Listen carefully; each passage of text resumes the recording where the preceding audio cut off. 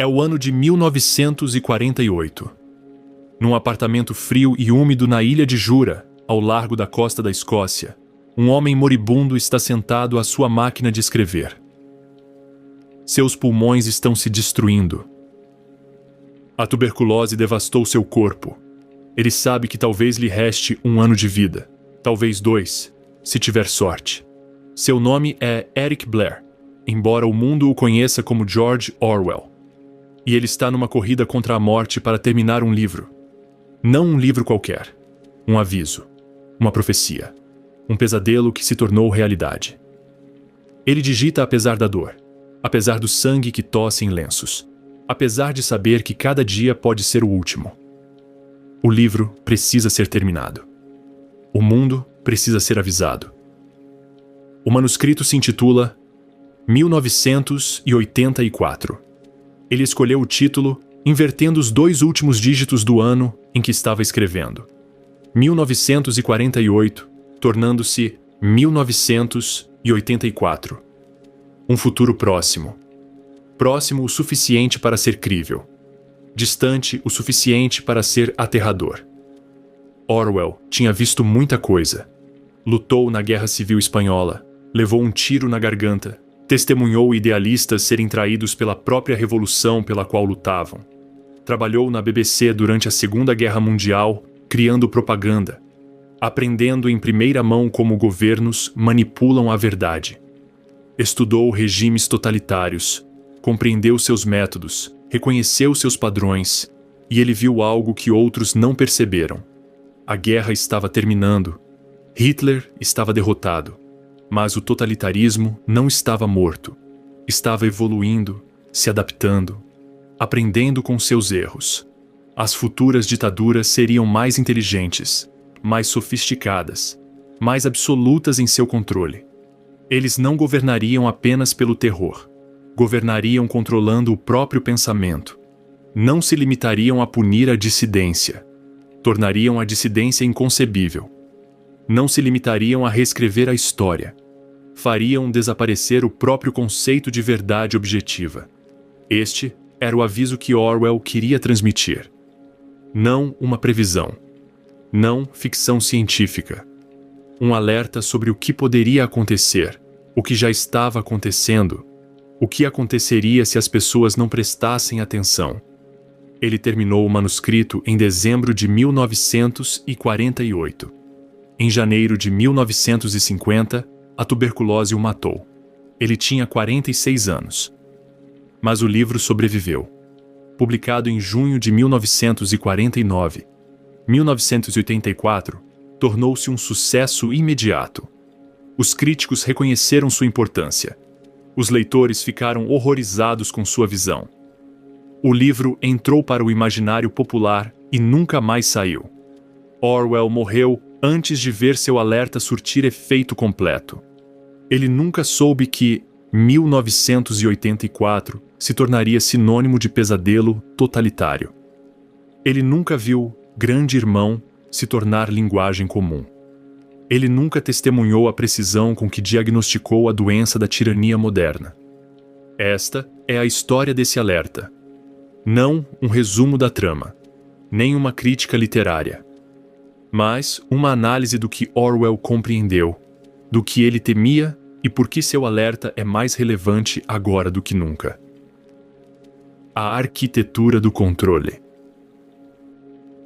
Orwell compreendeu algo fundamental sobre o poder. As tiranias tradicionais governavam pelo medo. Você obedecia porque os soldados podiam matá-lo. Simples. Brutal. Eficaz até certo ponto. Mas essa abordagem tinha suas fragilidades. O medo gera ressentimento. O ressentimento se agrava. Eventualmente as pessoas se rebelam. Todo império construído apenas sobre o medo acaba caindo. O novo totalitarismo seria diferente.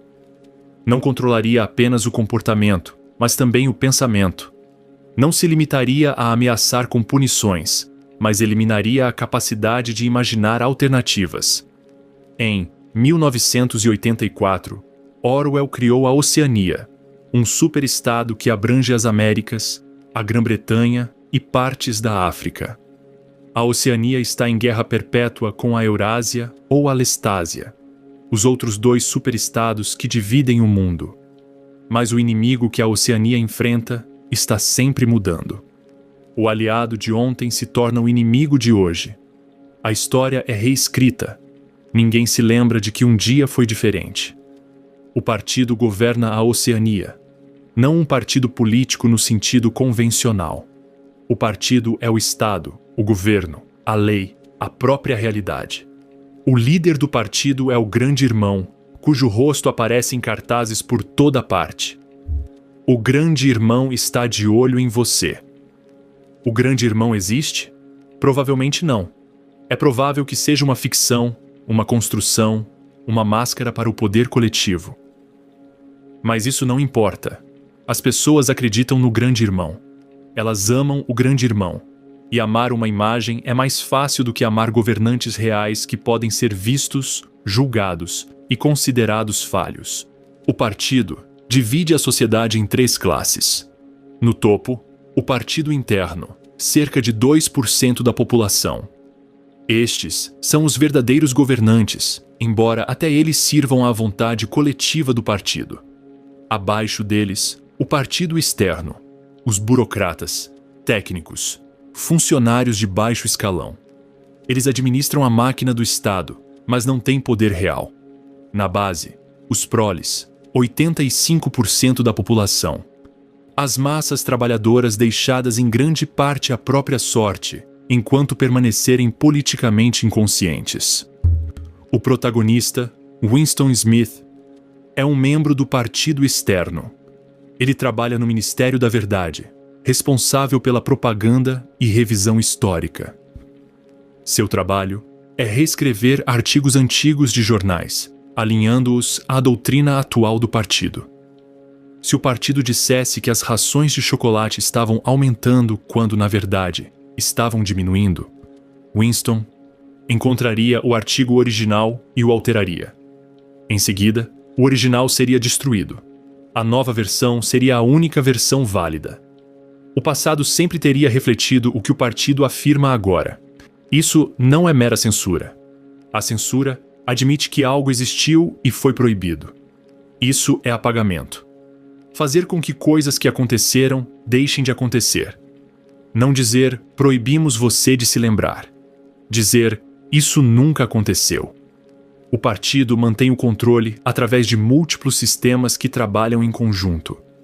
Não se trata de um único método, mas de vários, que se reforçam mutuamente, criando um domínio total. Primeiro, a vigilância. As teletelas estão em todas as casas, em todos os locais de trabalho, em espaços públicos. Elas transmitem propaganda constantemente, mas também observam, gravando tudo o que é dito, cada ação, cada expressão facial. Você nunca sabe quando alguém está observando, então deve presumir que alguém está sempre observando. A polícia do pensamento monitora sinais de deslealdade. Não apenas atos criminosos. O próprio pensamento. Uma expressão inadequada em um discurso de propaganda. Um momento de hesitação antes de aplaudir. Qualquer coisa que sugira dúvida interna.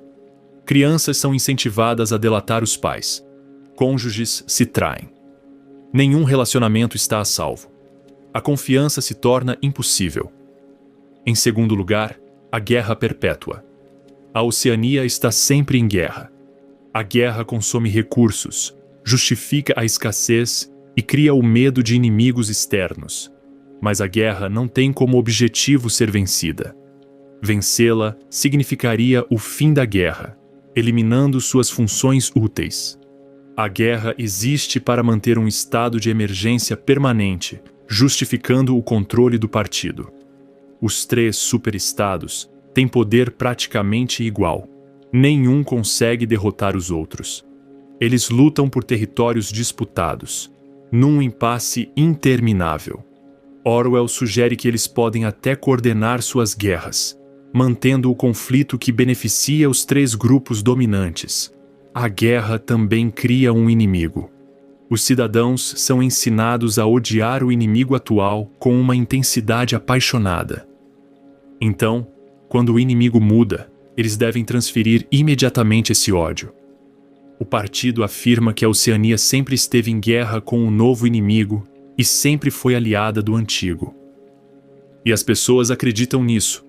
Elas precisam acreditar nisso. Duvidar é crime de pensamento. Terceiro, a escassez. Apesar da tecnologia avançada, a vida na Oceania é deliberadamente mantida em condições árduas. Os alimentos são racionados. Os produtos são de má qualidade. As moradias estão em ruínas. Isso não é um fracasso econômico. É uma questão de política. Por quê? Porque pessoas satisfeitas são perigosas.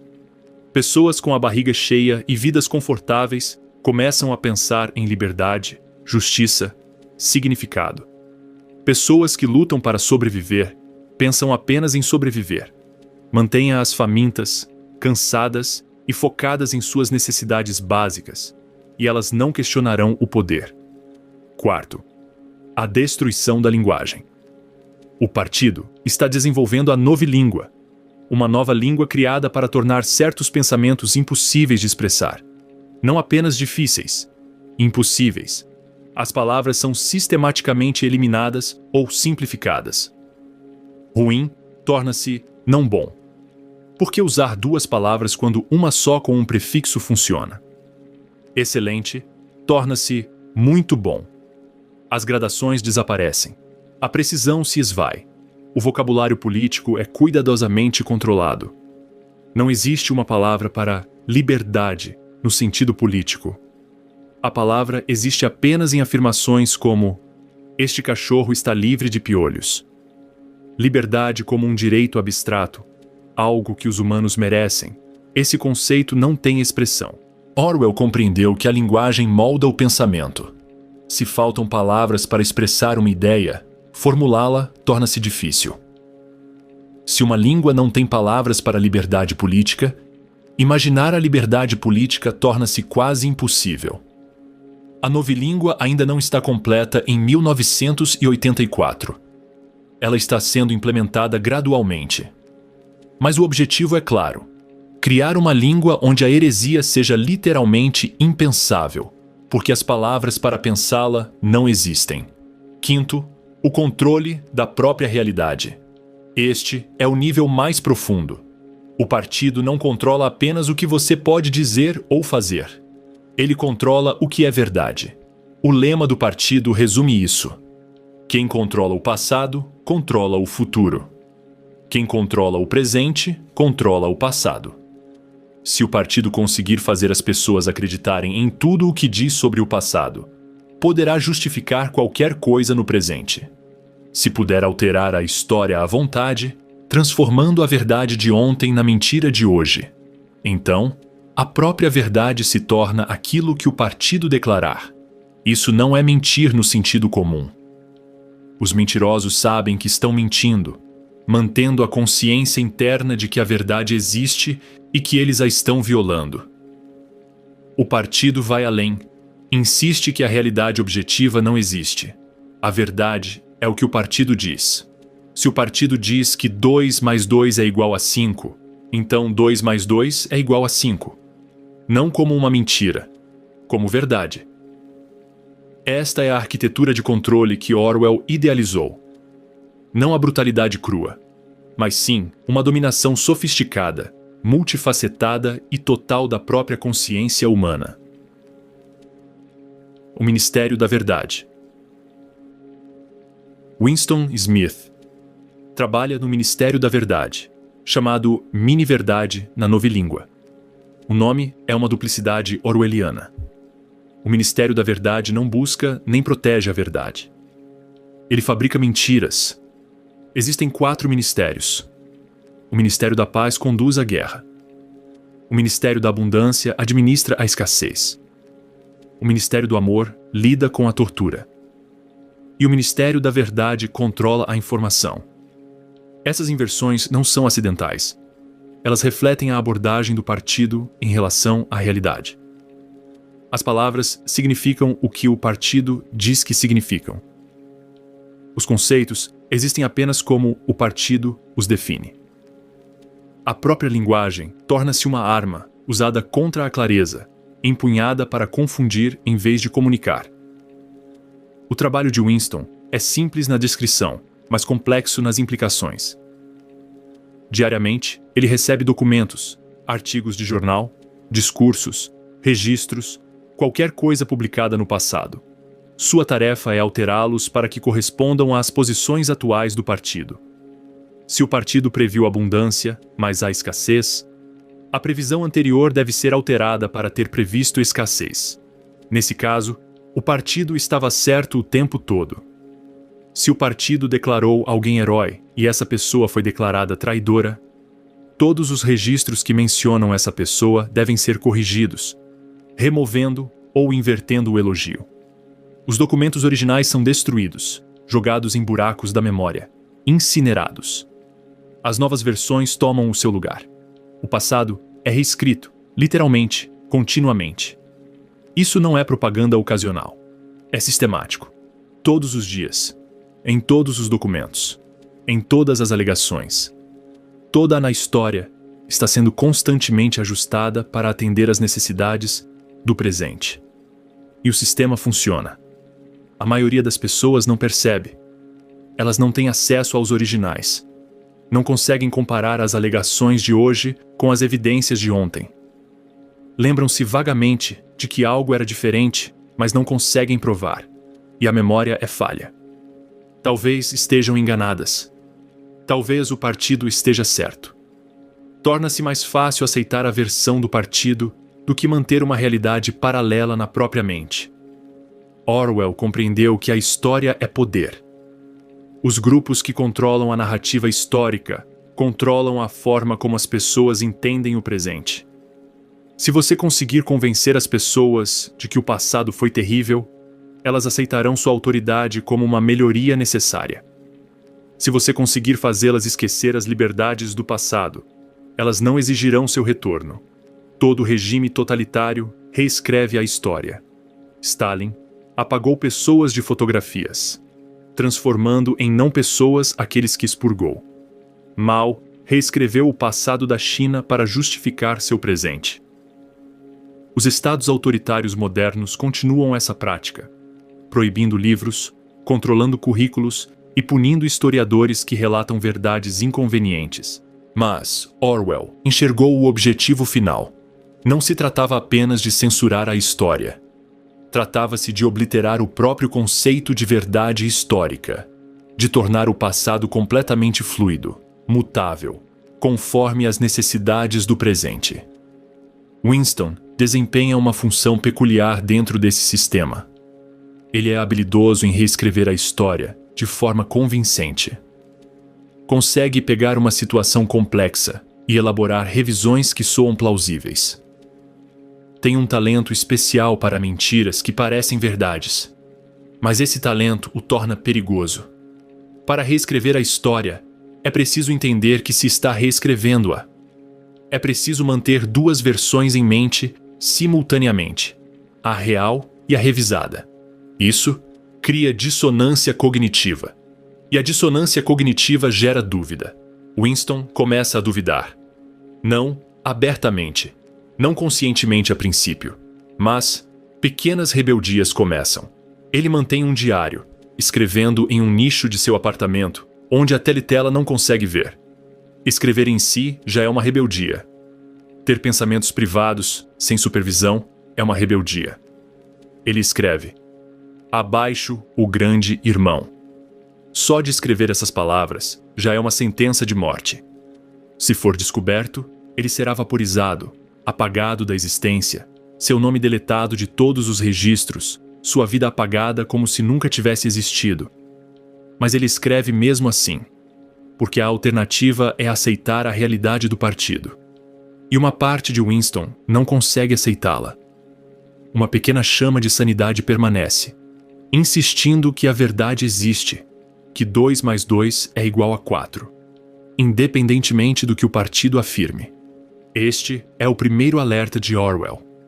O totalitarismo exige a cooperação daqueles que o implementam. Toda tirania precisa de burocratas, técnicos, funcionários, Milhões de pessoas comuns realizando as pequenas tarefas que mantêm o sistema. A maioria obedecerá, mas alguns duvidarão. E essas dúvidas são a fragilidade da armadura. A questão que se coloca é: pode a dúvida sobreviver? Pode a mente individual manter a sanidade perante a loucura coletiva? Pode a realidade objetiva resistir a um ataque organizado? A destruição da privacidade. A privacidade é a base do pensamento independente. Quando você está sozinho, verdadeiramente sozinho, sem ninguém te observando, sua mente fica livre. Você pode ter pensamentos proibidos, sentir emoções proibidas, imaginar alternativas. O partido entende isso. A privacidade deve ser eliminada. As teletelas conseguem isso. Elas observam constantemente. Não podem ser desligadas. Todas as casas, todos os locais de trabalho, todos os espaços públicos contêm teletelas. Você nunca sabe se alguém está observando, então deve presumir que alguém está sempre observando. Isso cria uma autocensura mais eficaz do que qualquer censura externa. Você se monitora. Você controla suas próprias expressões. Você se torna seu próprio carcereiro. Mas a vigilância vai além. As crianças são treinadas para observar os pais e denunciar comportamentos suspeitos. Os espiões, uma organização juvenil do partido, incentivam as crianças a trair a lealdade familiar. Elas aprendem que a lealdade ao partido transcende todos os outros laços. Orwell baseou-se em práticas totalitárias reais. A Rússia soviética incentivava as crianças a delatarem os pais. A Alemanha nazista tinha a juventude hitlerista. Esses não foram casos isolados. Foram tentativas sistemáticas de destruir a família como uma fonte concorrente de lealdade. A família é perigosa para o totalitarismo. A família cria laços mais fortes do que a ideologia. Os pais ensinam aos filhos valores independentes da doutrinação estatal. A família oferece refúgio, um espaço onde as máscaras podem cair, onde os verdadeiros sentimentos podem emergir. O partido não pode tolerar isso. Todo relacionamento deve servir ao partido. Até mesmo o casamento existe apenas para a reprodução. O amor é suspeito. A paixão é perigosa.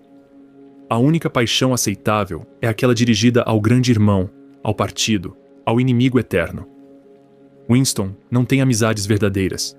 Amizade implica confiança, e confiança é impossível sob vigilância. Ele tem conhecidos, colegas, mas ninguém com quem possa conversar honestamente. Ele está isolado em meio à multidão. Sozinho, mas nunca em privacidade. Esse isolamento é deliberado. Indivíduos isolados não conseguem se organizar. Não conseguem coordenar a resistência. Não conseguem nem mesmo confirmar se suas dúvidas são compartilhadas. Cada um que duvida pensa que está sozinho, que todos os outros acreditam, que ele é o único que questiona. Isso cria a ilusão de apoio unânime ao regime. Todos veem todos os outros aparentemente se conformando, participando, acreditando. Ninguém percebe que os outros também estão fingindo, também duvidando, também presos em uma resistência privada que não ousam expressar. Orwell compreendeu que o totalitarismo prospera na atomização, não na separação física dos indivíduos, mas na sua separação psicológica. Pode-se viver entre milhões e ainda assim estar completamente sozinho, se não for capaz de formar laços humanos genuínos.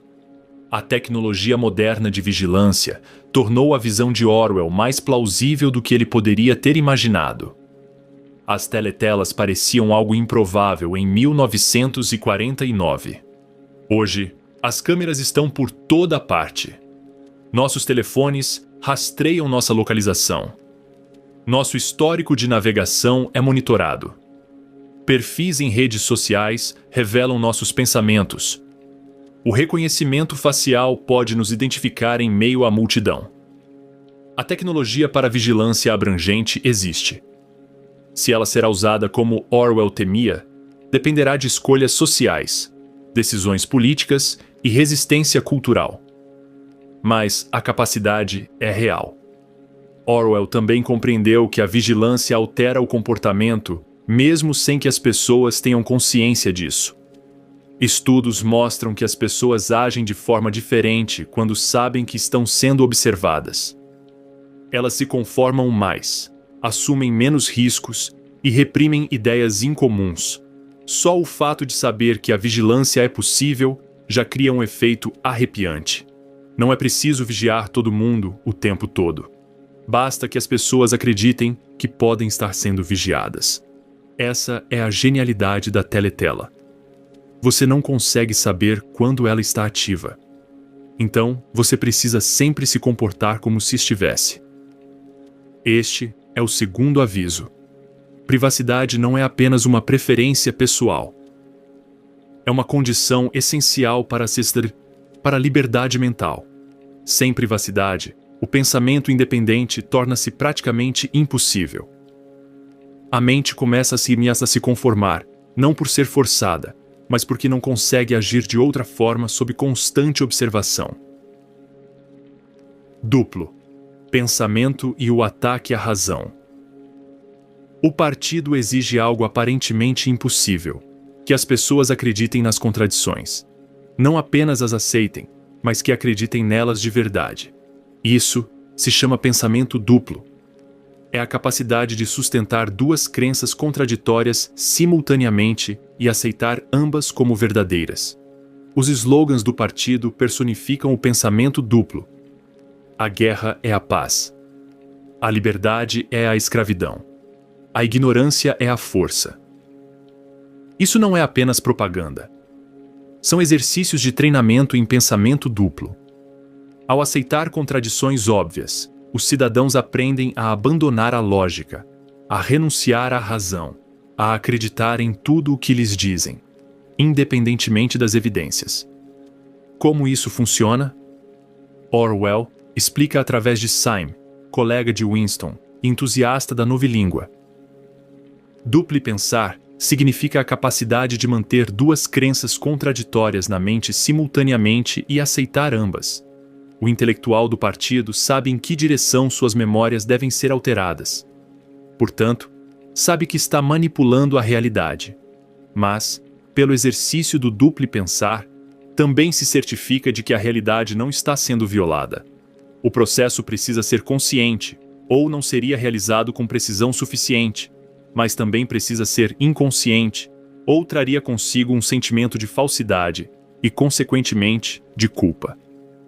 Isso é sofisticado. Você precisa mentir conscientemente enquanto acredita inconscientemente na mentira.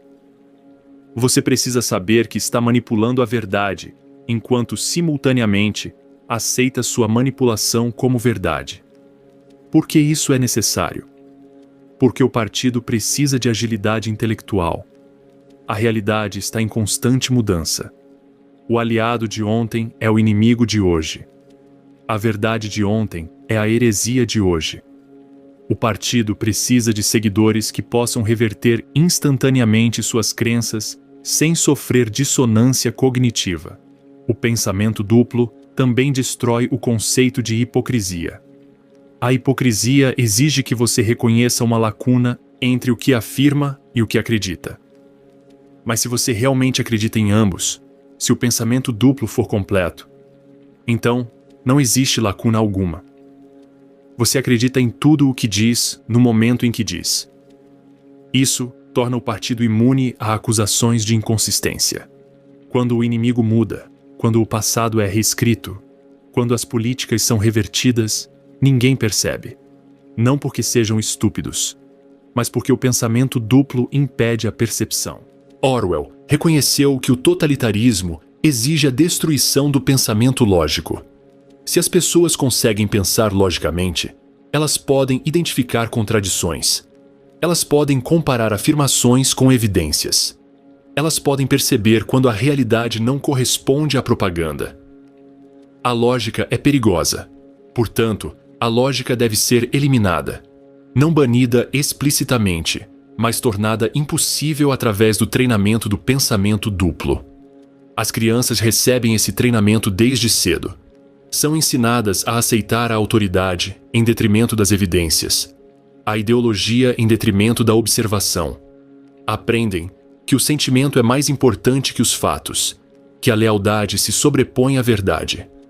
Na idade adulta, a maioria dos membros do partido são praticantes experientes do pensamento duplo. Eles internalizaram o processo. Ele opera automaticamente.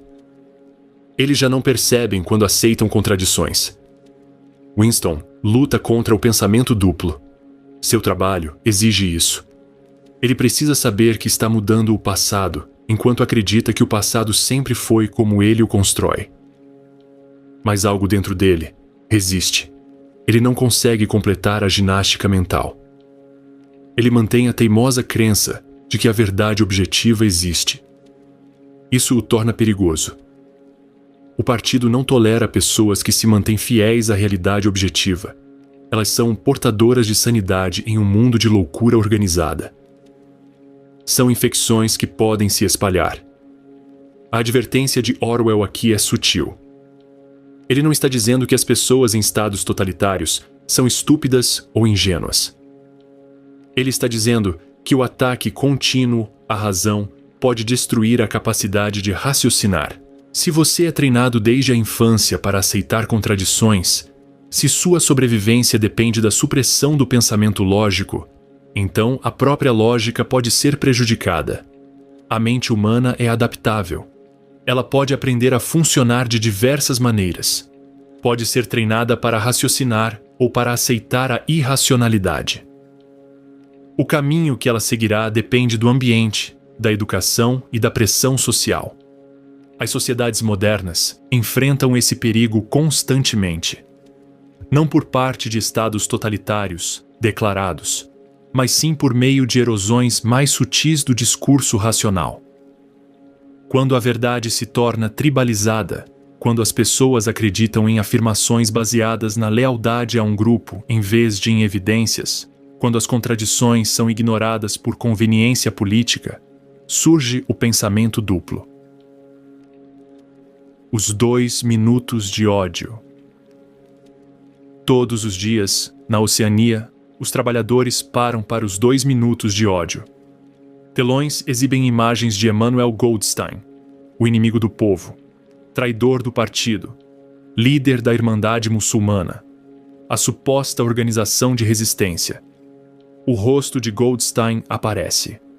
Sua voz se faz ouvir, criticando o partido, questionando o grande irmão, defendendo a liberdade.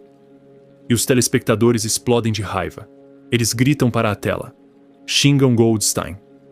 Atiram coisas. O ódio é visceral, físico, avassalador. Por 2 minutos, toda a contenção desaparece. A fúria pura transborda. Então, o ódio se transforma. O rosto do grande irmão aparece. A raiva se transforma instantaneamente em adoração, amor, gratidão. Eles cantam o nome do grande irmão. Choram de devoção. A violência emocional do ódio se torna a violência emocional da adoração. Orwell compreendeu algo sobre a psicologia humana que outros ignoraram. As emoções podem ser cultivadas, direcionadas, transformadas em armas. É possível treinar pessoas para sentirem emoções específicas sob comando. Os 2 minutos de ódio cumprem múltiplas funções. Primeiro, servem como válvula de escape. Pessoas que vivem sob opressão acumulam frustração, ressentimento e raiva. Isso não pode ser direcionado ao partido, mas precisa ser canalizado para algum lugar. Os 2 minutos de ódio o direcionam para o inimigo oficial. Em segundo lugar, cria coesão de grupo. O ódio compartilhado une as pessoas. Quando todos ao seu redor estão gritando contra Goldstein, você se sente conectado a eles. Você faz parte do grupo, unido contra o inimigo comum. Em terceiro lugar, treina a lealdade reflexiva. A mudança repentina do ódio para o amor é um exercício de obediência emocional. Você aprende a sentir o que lhe mandam sentir, quando lhe mandam sentir. Winston participa, apesar de suas dúvidas. Ele grita com Goldstein. Ele clama por um grande irmão. Não porque queira, mas porque a ausência seria notada. E ser notado é perigoso. Mas durante o ódio, algo acontece. Winston repara numa rapariga de cabelos escuros, uma mulher com quem trabalha. Já a tinha visto antes, sempre a encarando com suspeita, supondo que fosse uma membro entusiasta do partido, possivelmente até da polícia do pensamento. Mas por um instante, durante o ódio, sua máscara cai. Winston vê um ódio genuíno cruzar seu rosto. Não ódio por Goldstein. Ódio pelo grande irmão, pelo partido, por toda a farsa. Ou será que viu mesmo? Será que viu mesmo? Ou será que imaginou? Essa é a incerteza que o totalitarismo cria. Você não pode confiar nas suas próprias percepções. Todos podem estar sendo sinceros. Ou todos podem estar fingindo. Não há como saber. O nome da garota é Julia. Eventualmente, ela se aproximará de Winston, dirá que o ama e revelará que também é rebelde. Mas não agora. Agora, ela é apenas um vislumbre de possível dissidência, ou possível armadilha, ou possível ilusão. Orwell baseou os 2 minutos de ódio em fenômenos reais. Estados totalitários organizam regularmente manifestações de massa, denúncias públicas e expressões ritualizadas de lealdade e ódio. Esses eventos não são espontâneos, mas sim orquestrados. Na Alemanha nazista, havia comícios onde milhares gritavam lealdade a Hitler, ódio aos judeus e adoração ao Estado. Na Rússia soviética, julgamentos públicos eram realizados, nos quais multidões exigiam a pena de morte para supostos traidores.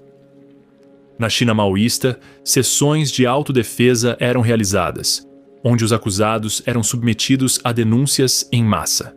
Esses rituais desempenham funções psicológicas que vão além de seus óbvios propósitos políticos. Eles normalizam emoções extremas. Fazem com que a violência pareça justificada. Confundem a linha divisória entre a consciência individual e a coletiva. Existem equivalentes modernos. Os linchamentos virtuais nas redes sociais desempenham funções semelhantes. Um inimigo é designado. A multidão ataca. Todos participam, demonstrando lealdade, extravasando frustrações e criando laços através da raiva compartilhada. Então, o alvo muda, e o aliado de ontem se torna a vítima de hoje. Os 2 minutos de ódio são o alerta de Orwell sobre a emoção orquestrada. Quando os governos podem desencadear sentimentos em massa sob comando, quando a raiva e o amor se tornam reflexos em vez de respostas autênticas, a autonomia emocional individual desaparece. Você deixa de ser uma pessoa que sente e se torna um instrumento que é tocado. Crime, de pensamento e a polícia do pensamento. Na Oceania, o pior crime é o crime de pensamento. Não as ações. Os pensamentos. Você pode ser preso, torturado, morto por ter pensamentos proibidos. Não por dizê-los, mas por pensá-los. Como os pensamentos podem ser detectados? Através da vigilância, sim. Através da observação por teletela, mas também através da análise comportamental. A polícia do pensamento observa os sinais. Uma expressão inadequada. Falar dormindo. Um momento de hesitação antes de comemorar. Eles também incentivam a traição. Seu vizinho pode denunciá-lo. Seu colega de trabalho. Seu cônjuge. Seus filhos. Todos são potenciais informantes.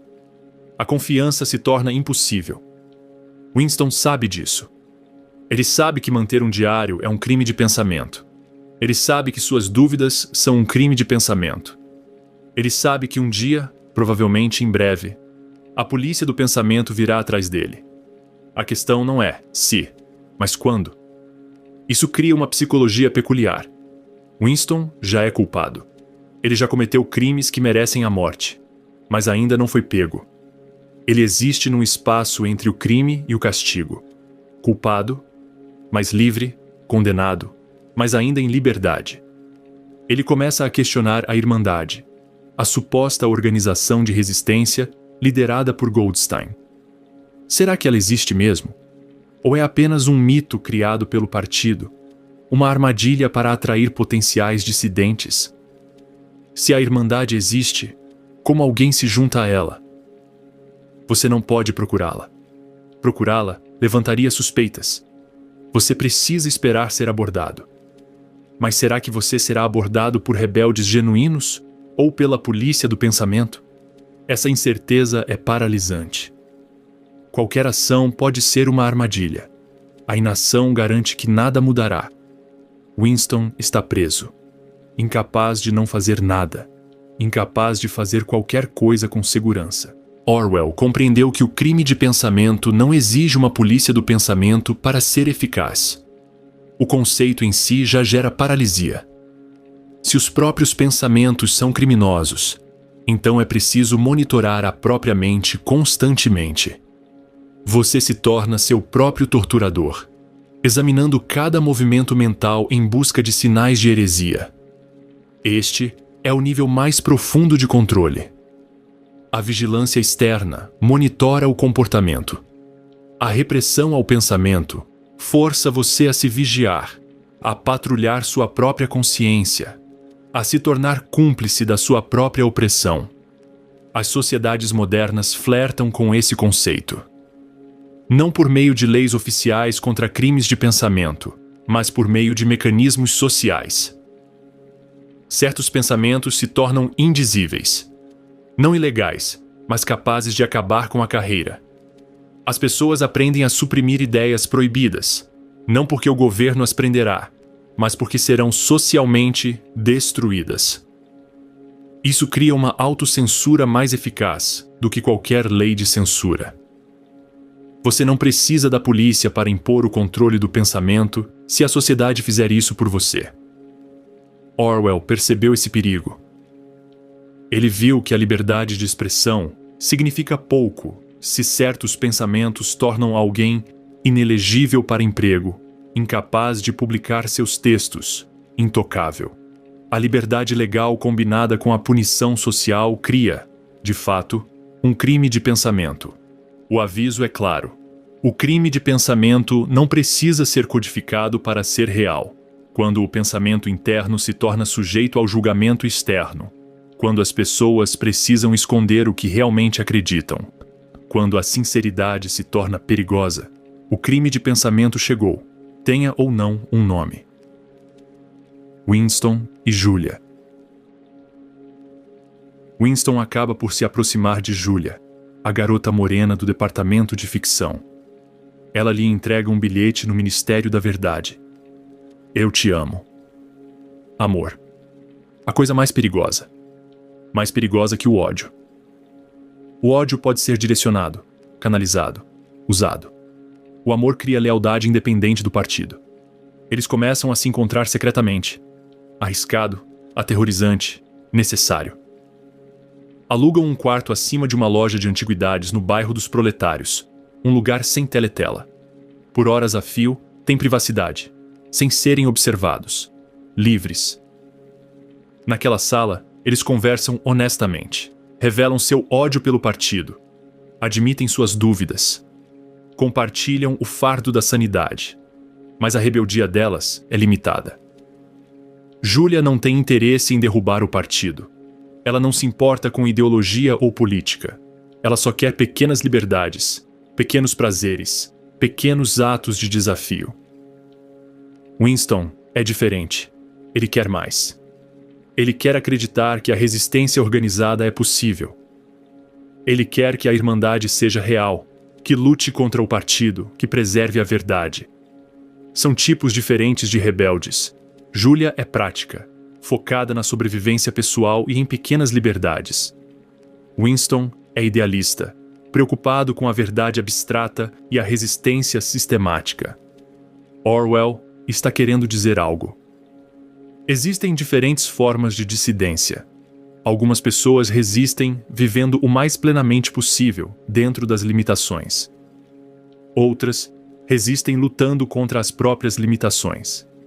Nenhuma das duas está errada, mas elas não são a mesma coisa. E o totalitarismo compreende ambos os tipos, tendo estratégias para cada um. Júlia representa a rebeldia existencial. Ela não desafia o sistema diretamente. Ela simplesmente se recusa a ser completamente consumida por ele. Ela encontra espaços, momentos, maneiras de permanecer humana apesar de tudo. Esse tipo de resistência é sustentável. Você pode praticá-la por anos, mantendo a sanidade, preservando a si mesmo. Mas ela não ameaça o regime. O partido pode tolerar a não conformidade individual, desde que ela permaneça oculta, privada e contida. Winston representa a rebelião ideológica. Ele quer desafiar os fundamentos do sistema. Ele quer que a verdade objetiva sobreviva. Ele quer que a história seja preservada. Ele quer a queda do partido. Esse tipo de resistência é perigoso, mas frágil. Ela te transforma em alvo. E se você for pego, você se quebra. O amor deles é real. Isso importa. Num mundo criado para impedir conexões humanas autênticas, eles a conquistam. Brevemente. Incompletamente. Mas, genuinamente. O sexo faz parte da rebeldia deles. O partido trata o sexo como puramente reprodutivo. O prazer é suspeito. A paixão é perigosa. O sexo deve ser um dever, sem alegria, mecânico. Winston e Julia ressignificam o sexo como prazer, como conexão, como afirmação da humanidade. Seus corpos se tornam território que o partido não controla. Mas o relacionamento está fadado ao fracasso. Ambos sabem disso. Um dia a polícia do pensamento chegará. Seu crime será descoberto. Eles serão separados, torturados, destruídos. Eles tentam se preparar. Prometem trair um ao outro. Sob tortura, dirão qualquer coisa, farão qualquer coisa. Aceitam isso. O que esperam é que, mesmo que traiam externamente, consigam preservar algo interno. Algum núcleo que permaneça leal. Essa esperança é ingênua. Eles ainda não entendem o que os aguarda. O'Brien e a armadilha. O'Brien é um membro do partido interno. Ele demonstra amizade por Winston e parece compartilhar suas dúvidas. Winston acaba se convencendo de que O'Brien faz parte da Irmandade. Certo dia, O'Brien convida Winston para seu apartamento, supostamente para lhe dar um dicionário de novilíngua. Mas quando Winston e Julia chegam, O'Brien revela que sabe que eles são rebeldes. Ele os recruta para a Irmandade. Ele entrega a Winston um livro, supostamente escrito por Goldstein, que explica como o partido mantém o poder. Winston o lê avidamente, finalmente compreendendo o sistema em que vive. O livro explica que o partido busca o poder por si só, não para construir uma utopia, não para criar igualdade, apenas para exercer o poder, dominar, controlar. O livro explica que os 3 superestados mantêm guerras perpétuas deliberadamente. A guerra consome recursos que poderiam, de outra forma, melhorar a vida das pessoas. Ela justifica-te a escassez, mantém o medo e impede a perigosa satisfação que advém da paz. O livro explica-te a estrutura de classes. Os altos querem permanecer onde estão. Os médios querem derrubar os altos. Os baixos querem apenas o mínimo de dignidade. Movimentos revolucionários ocorrem quando os médios recrutam os baixos para derrubar os altos. Mas, uma vez bem-sucedidos, os novos altos traem os baixos, estabelecendo uma nova hierarquia. O partido resolveu esse ciclo. Ele impede que a classe média mobilize a classe baixa, mantendo-a politicamente inconsciente. Os proletários são alimentados com entretenimento, álcool, jogos de azar e distrações baratas. Eles são mantidos ocupados com a sobrevivência. Jamais desenvolvem consciência política. Entretanto, o partido mantém o centro, o partido externo, sob vigilância. Qualquer membro que demonstre ambição ou pensamento independente é eliminado. Isso impede desafios internos. O resultado é um totalitarismo estável, capaz de perdurar indefinidamente. Winston lê isso e sente-se justificado. Suas dúvidas são confirmadas. O sistema é exatamente tão ruim quanto ele suspeitava. Ele não está louco. A realidade é como ele a percebe. Mas essa vindicação é uma armadilha. O'Brien não é um rebelde. Ele é da polícia do pensamento. A Irmandade pode nem existir. Ou, se existe, O'Brien não faz parte dela. Tudo foi uma armação. O recrutamento, o livro, tudo foi planejado para atrair rebeldes e fazê-los se rebelarem. Quando a polícia do pensamento finalmente chega, Winston não se surpreende. Ele já os esperava. Julia e Winston são presos, levados para o Ministério do Amor e separados. Winston nunca mais verá Julia, pelo menos não de uma forma significativa. O amor deles, a rebeldia, a esperança, tudo está prestes a ser sistematicamente destruído. O Ministério do Amor. O Ministério do Amor é onde o partido quebra as pessoas. Não apenas pune, quebra. Destrói-as completamente e depois as reconstrói como membros leais do partido. Winston é preso, torturado e submetido à fome. Mas a tortura física é apenas o começo. O partido quer mais do que submissão. Quer crença genuína. O'Brien supervisiona a tortura de Winston. Ele é paciente, metódico, quase bondoso. Explica o que está acontecendo. O partido está salvando Winston de si mesmo, curando-o da doença da sanidade. O'Brien ensina Winston a pensar 2 vezes. Ele mostra 4 dedos a Winston e pergunta quantos são. Winston responde 4. O'Brien o tortura. Pergunta novamente. Winston, desesperado, diz 5. O'Brien o tortura ainda mais. Resposta errada. A resposta não é mentir e dizer 5. A resposta é realmente ver 5. Olhar para 4 dedos e perceber 5. Acreditar em 5 mesmo sabendo que são 4. É isto que o partido exige. Não a submissão externa, mas a entrega interna. Não fingir acreditar, mas acreditar de fato. A tortura continua. Dias, semanas, meses. Winston perde a noção do tempo. Seu corpo se deteriora. Sua mente começa a se fragmentar. Ele confessa crimes que não cometeu. Trai a todos. Diz tudo o que querem que eles queiram. Mas isso não basta. O'Brien sabe que Winston ainda está fingindo, ainda mantém um núcleo de resistência, ainda se agarra à realidade objetiva. O'Brien explica a filosofia do partido. Nós somos os sacerdotes do poder. Deus é poder. Mas no momento, poder é apenas uma palavra para vocês. É hora de vocês compreenderem o que significa poder. A primeira coisa que vocês precisam entender é que o poder é coletivo. O indivíduo só tem poder na medida em que deixa de ser um indivíduo. Ele continua. Controlamos a matéria porque controlamos a mente. A realidade está dentro do crânio. Você aprenderá aos poucos, Winston. Não há nada que não possamos fazer. Invisibilidade, levitação, qualquer coisa. Eu poderia flutuar para fora deste chão como uma bolha de sabão se quisesse.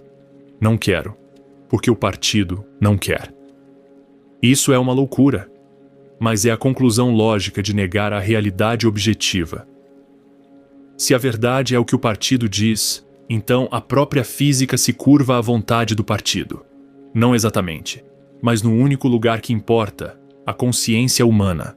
O'Brien não está afirmando que o partido pode realmente levitar. Ele está afirmando que a realidade existe apenas nas mentes e, se o partido controla todas as mentes, controla a própria realidade. Winston resiste. Ele se apega à verdade simples. 2 mais 2 é igual a 4. As leis da física existem. A realidade é externa à consciência. O'Brien mostra-lhe o próprio corpo, definhando devido à tortura. Você está apodrecendo, diz O'Brien. É isso que você é. Você é o último homem. Sua espécie está extinta. Nós somos os herdeiros. Winston ainda resiste. Há uma coisa à qual ele não renunciou: seu amor por Julia. No fundo, Num lugar que a tortura não alcançou, ele ainda a ama. Esse amor é sua última ligação com a humanidade, com o sentimento autêntico, com algo que o partido não controla. O'Brien sabe disso. Ele estava esperando o momento certo. Agora ele prepara a etapa final. Quarto 101. E a traição final. A sala 101 contém a pior coisa do mundo. Não a mesma coisa para todos. Para cada pessoa, a sala 101 contém seu medo mais profundo. Aquilo que não consegue encarar. O terror supremo. Para Winston, são os ratos. O'Brien leva Winston para a sala 101. Mostra-lhe uma gaiola de ratos famintos e ferozes. Explica que a gaiola será colocada sobre o rosto de Winston. Os ratos serão soltos e irão devorar o rosto de Winston, penetrando em seu crânio. Winston desmorona completamente. Ele grita. Ele implora. Ele fará qualquer coisa. Dirá qualquer coisa. O'Brien pergunta o que ele quer. Winston diz: faça isso com Julia. Essa é a traição final. A última coisa que Winston possuía era seu amor por Julia. Agora, ele o trai. Ele não apenas diz que o trai. Ele realmente quer que Julia sofra em seu lugar. Nesse momento, seu amor se transforma em seu oposto.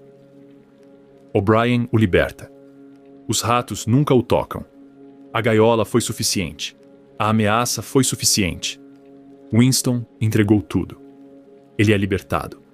Permitido que se sente em um café, bebendo gin Vitória, jogando xadrez, aguardando sua eventual execução.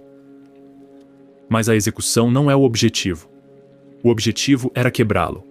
Provar que todos podem ser quebrados, que nenhum ser humano pode resistir ao partido. Winston vê Julia uma única vez após a tortura. O encontro é acidental. Eles confessam que se traíram, não sentem nada um pelo outro.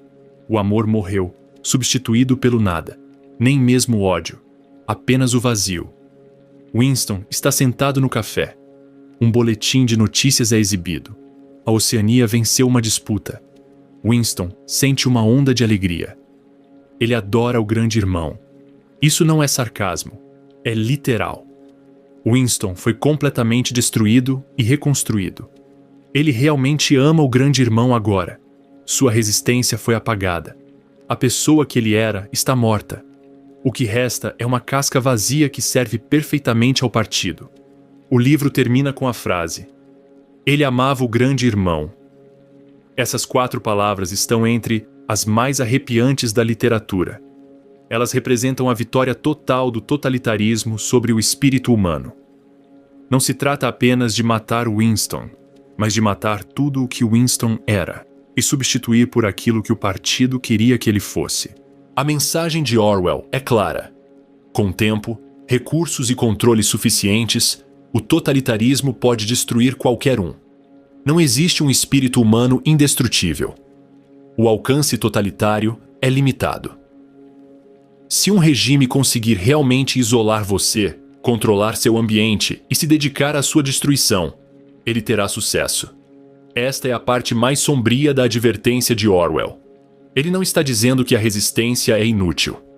Ele está dizendo que a resistência por si só é insuficiente.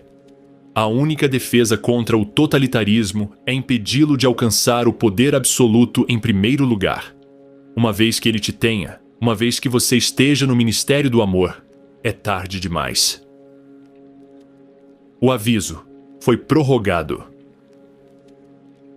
Orwell terminou 1984, acreditando que estava descrevendo um futuro possível. Ele não sabia que também estava descrevendo o presente, não perfeitamente, mas de forma reconhecível. A União Soviética sob Stalin já havia alcançado muito do que Orwell descreveu.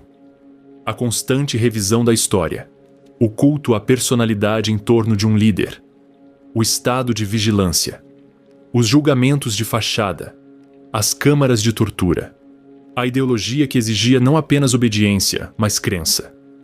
A China de Mao demonstraria posteriormente mais paralelos. O ataque da Revolução Cultural ao passado. Os guardas vermelhos incitando crianças contra os pais. As sessões de autocrítica, forçando confissões públicas e autodenúncias. A destruição sistemática da cultura tradicional. A Coreia do Norte de hoje representa a visão de Orwell concretizada.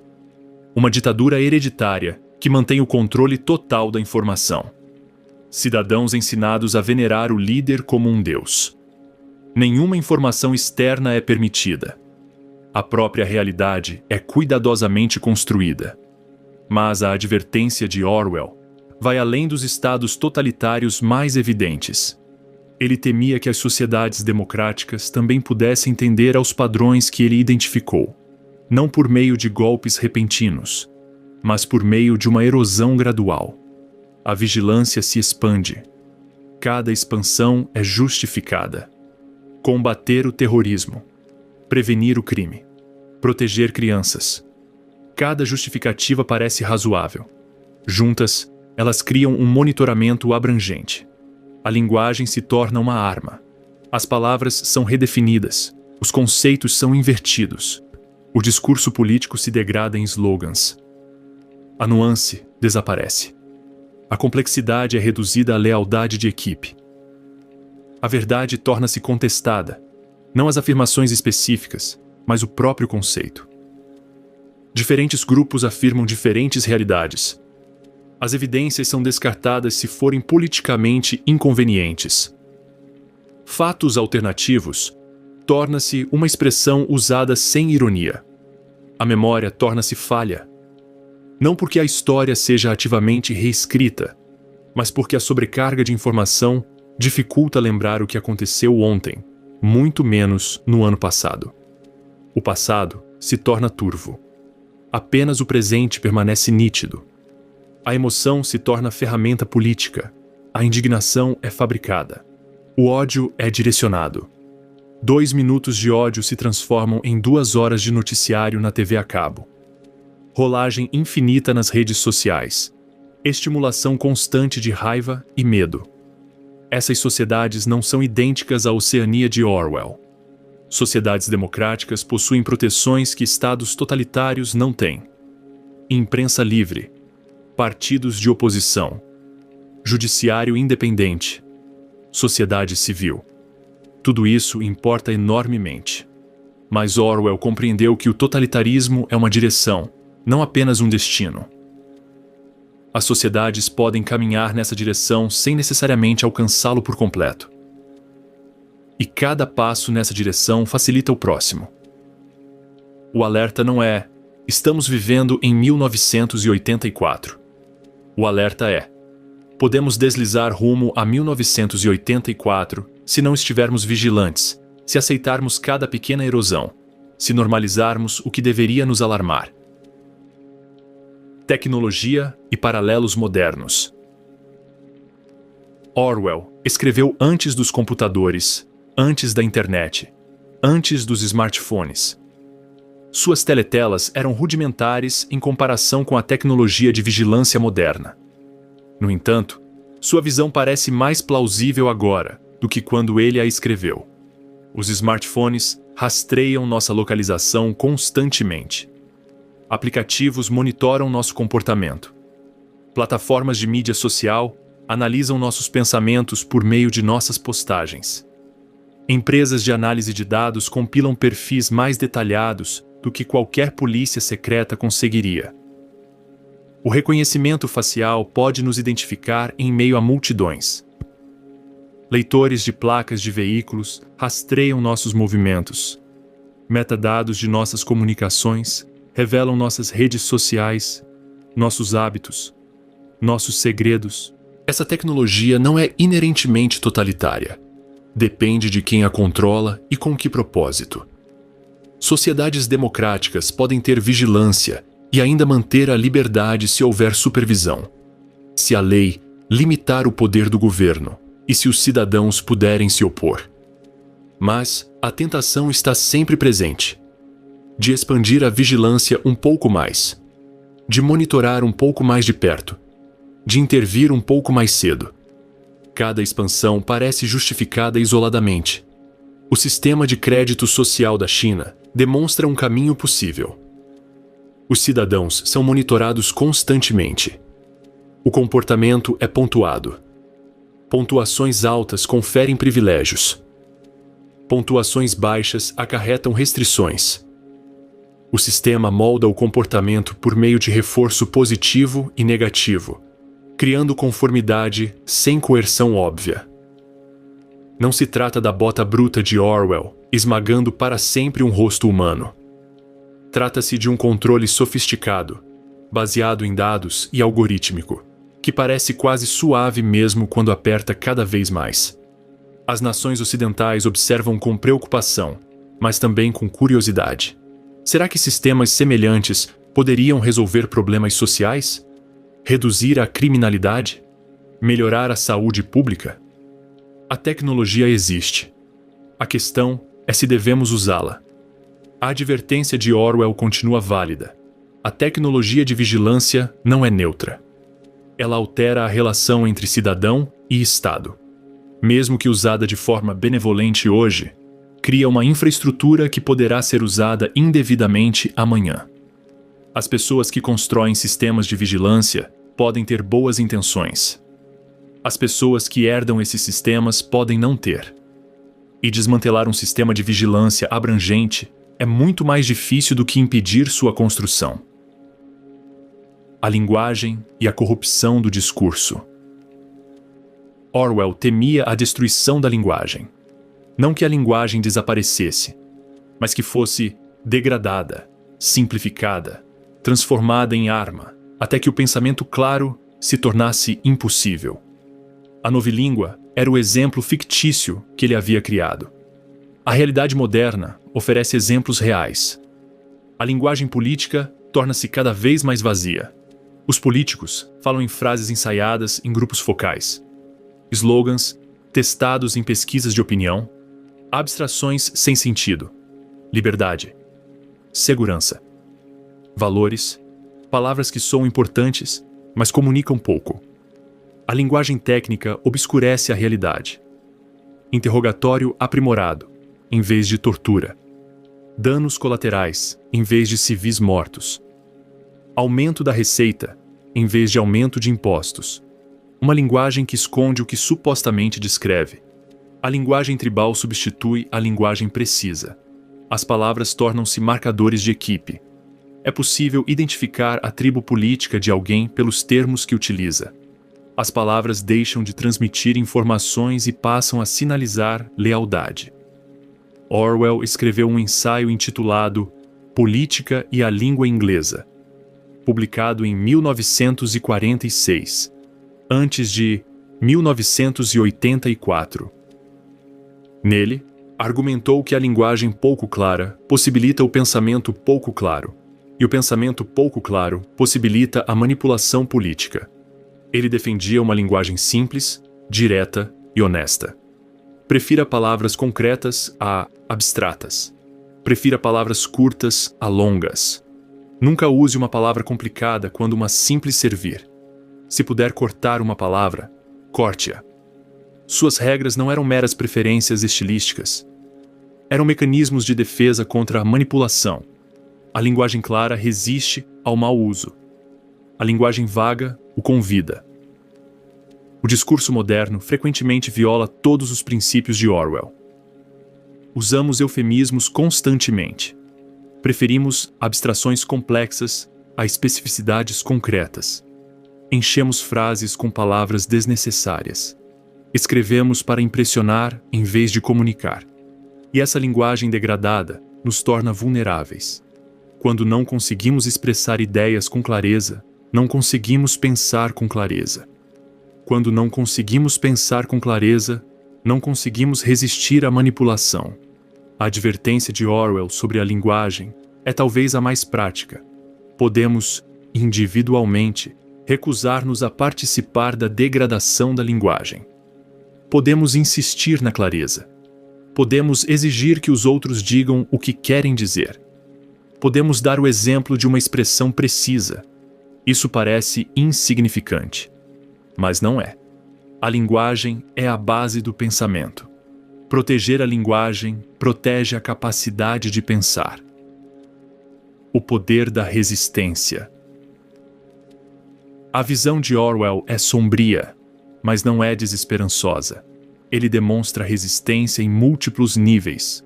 Os proletários, as massas trabalhadoras, gozam de relativa liberdade. O partido os considera politicamente inconscientes demais para representarem perigo, mas isso significa que eles conservam algo: a autêntica cultura humana. Casam-se por amor, criam famílias, mantêm relacionamentos baseados em sentimentos genuínos e não em ideologia partidária. Preservam a conexão humana em sua forma mais básica. Winston os observa e sente esperança. Enquanto os proles permanecerem humanos, pensa ele, a humanidade sobreviverá. Se algum dia eles se conscientizarem politicamente, se organizarem, se recusarem a se submeter, o partido não poderá detê-los. São muitos. Seu poder potencial é avassalador. Mas os proletários nunca se organizam. Falta-lhes educação, liderança e ideologia. Têm o potencial, mas não a capacidade de concretizá-lo. Essa é a ideia de Orwell. A resistência potencial não significa nada sem organização. As massas têm poder, mas o poder disperso é impotente. Somente a resistência organizada, dirigida e consciente importa. Dentro do partido, Winston e Julia representam a resistência individual.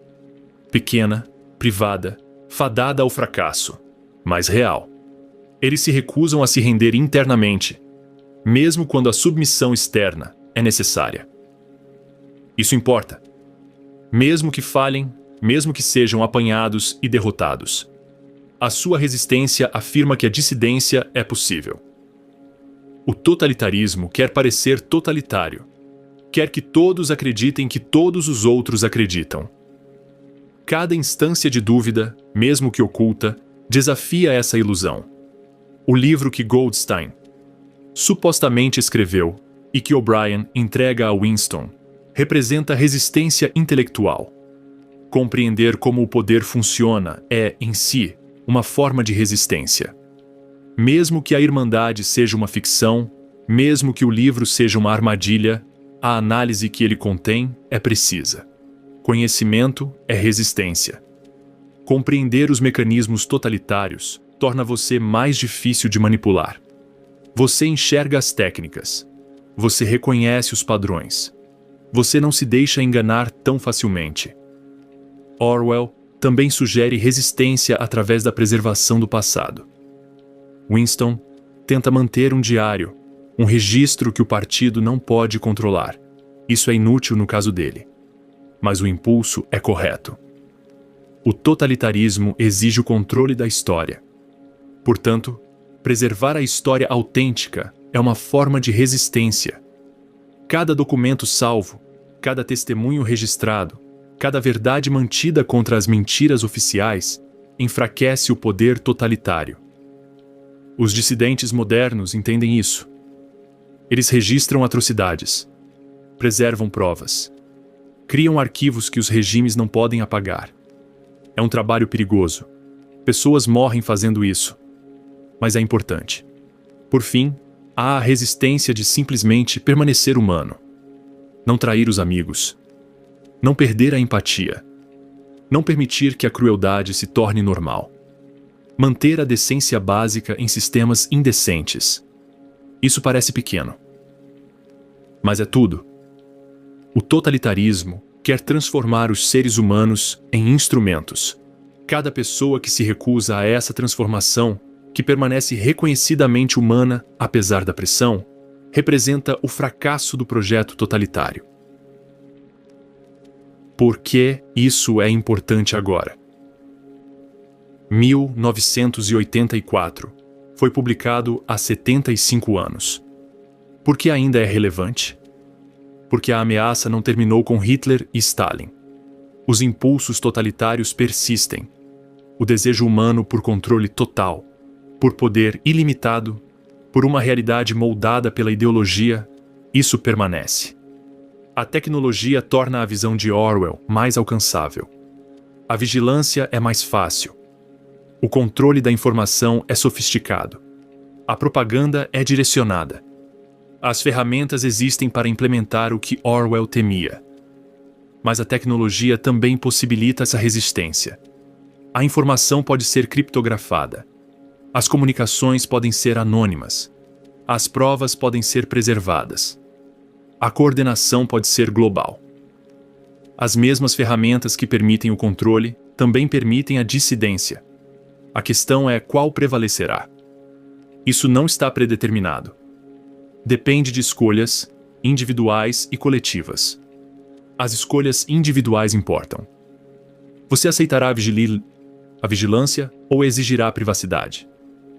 Consumirá propaganda acriticamente ou buscará fontes diversas? Usará linguagem clara ou aceitará eufemismos? Lembrará com precisão ou deixará que a memória seja reescrita? As escolhas coletivas importam mais.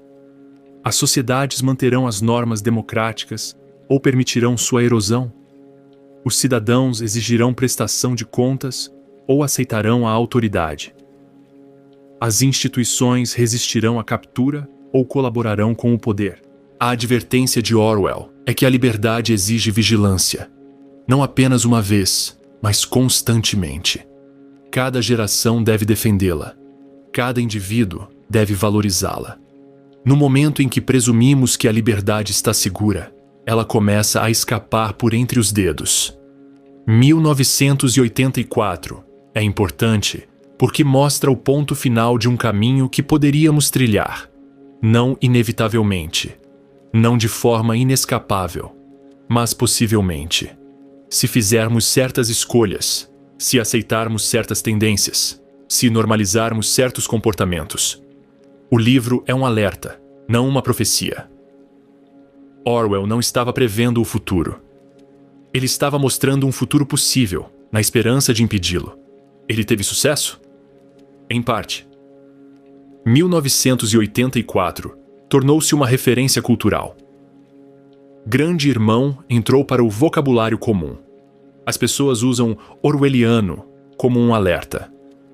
O livro tornou o totalitarismo visível, seus mecanismos identificáveis. Mas os alertas perdem o efeito. As novas gerações crescem sem ter lido o livro. Elas não têm a estrutura necessária para reconhecer padrões totalitários. Enxergam cada mudança incremental como isolada, em vez de parte de um padrão. É por isso que o livro deve ser lido novamente. Não uma vez, mas repetidamente. Não como curiosidade histórica, mas como um alerta contemporâneo. A ameaça que ele descreve permanece ativa, adaptando-se a novas condições, encontrando novas expressões. A questão da esperança.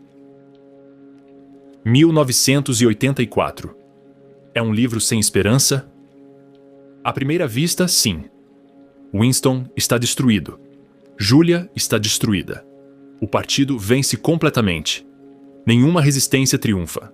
Nenhuma esperança sobrevive. Mas Orwell incluiu algo interessante. O livro termina com Winston amando o grande irmão. Mas depois desse final, há um apêndice. Os princípios da novilíngua. O apêndice está escrito no pretérito. Pretérito padrão do inglês, não da novilíngua. Ele discute a novilíngua como algo que existiu, foi tentado, fez parte de um sistema que agora é passado. Isso implica que a Oceania caiu. Que o partido foi derrotado. Que alguém, em algum momento, num futuro além do final do romance, escreveu sobre a novilíngua no passado, usando o inglês padrão.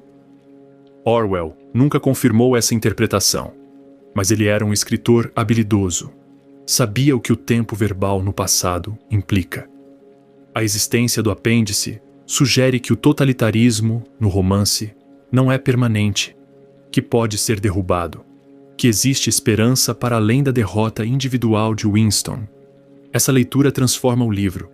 Ele deixa de ser uma história de triunfo total do mal e passa a ser a história da derrota de um homem dentro de um sistema que, em última análise, fracassa. Winston perde, mas a humanidade vence. Eventualmente, de alguma forma. Os detalhes não são revelados, mas a implicação está presente na própria gramática. Essa é a mensagem mais profunda de Orwell. O totalitarismo pode destruir indivíduos, pode vencer temporariamente, pode manter o poder por gerações, mas não pode durar para sempre.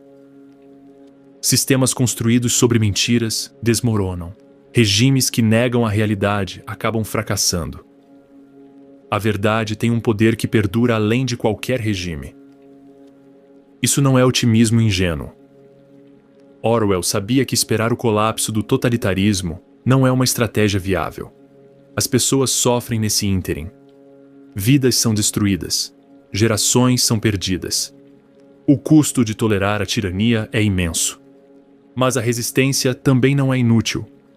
O apêndice sugere que a resistência, em algum lugar, de alguma forma, acaba por triunfar. Não através das ações de um único herói, mas sim através da pressão acumulada, da lenta erosão do poder totalitário e da eventual ruptura. Isso dá propósito à resistência, mesmo quando o sucesso parece impossível. Você pode não viver para ver a liberdade. Suas ações específicas podem falhar. Mas você contribui para uma vitória final, parte de um padrão maior, um fio em um tecido que está sendo feito ao longo do tempo. As questões permanentes. Orwell nos deixou com perguntas que ainda temos dificuldade em responder. Será que a verdade objetiva pode sobreviver a um ataque? Ou será que a realidade depende tanto do consenso social que controlar mentes suficientes controla a própria realidade? Será que a privacidade pode sobreviver à vigilância tecnológica? Ou devemos aceitar que a privacidade é um fenômeno histórico temporário, que existe brevemente entre a aldeia e o banco de dados? Pode a democracia sobreviver sem cidadãos informados? Ou a propaganda moderna torna impossível a cidadania informada?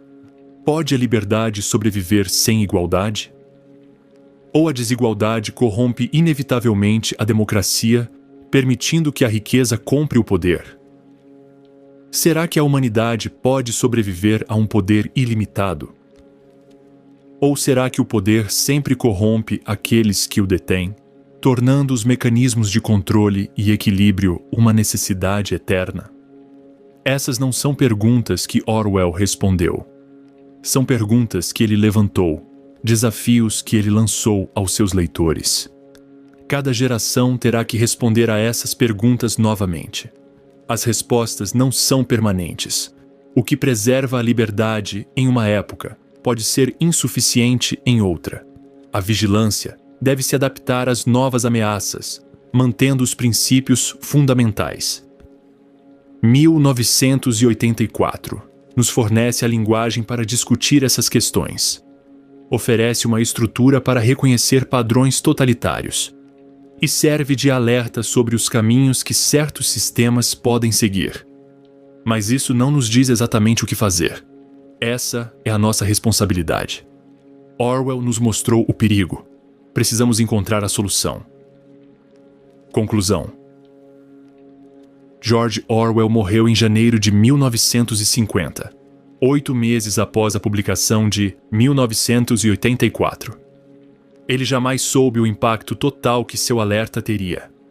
Jamais viu o livro se tornar um dos romances mais influentes do século XX. Mas ele não teria ficado satisfeito. Ele não escreveu o livro para criar literatura. Ele o escreveu para impedir um futuro específico. E esse futuro não foi impedido em todos os lugares. Ele se concretizou em alguns lugares, foi vislumbrado em outros e ameaçado em muitos mais. O alerta continua urgente. Talvez até mais urgente do que quando Orwell o escreveu. As ferramentas de controle são mais sofisticadas.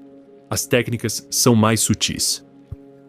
Os perigos são menos óbvios, mas não menos reais. Vivemos numa época de acesso à informação sem precedentes e de confusão sem precedentes sobre a verdade.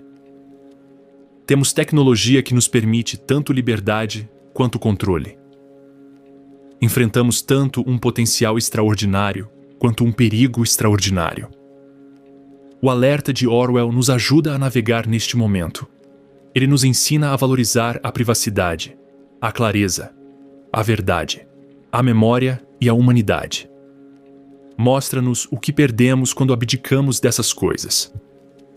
Lembra-nos que a liberdade exige defesa ativa.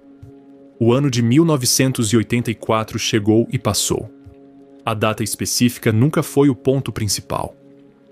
Orwell a escolheu arbitrariamente, invertendo os dígitos do ano em que escreveu a obra.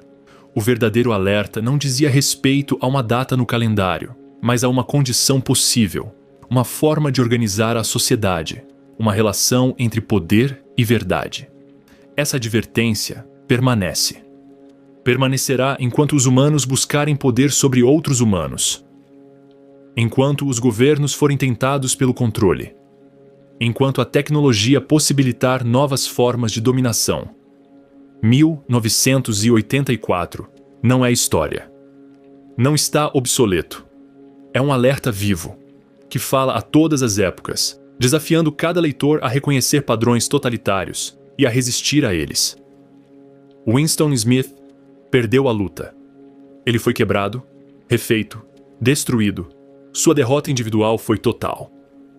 Mas em algum lugar, em algum momento, alguém escreveu sobre a novilíngua no passado. Alguém sobreviveu para contar a história. Alguém preservou a memória do que o totalitarismo tentou fazer e qual foi o seu preço. Essa pessoa pode ser você.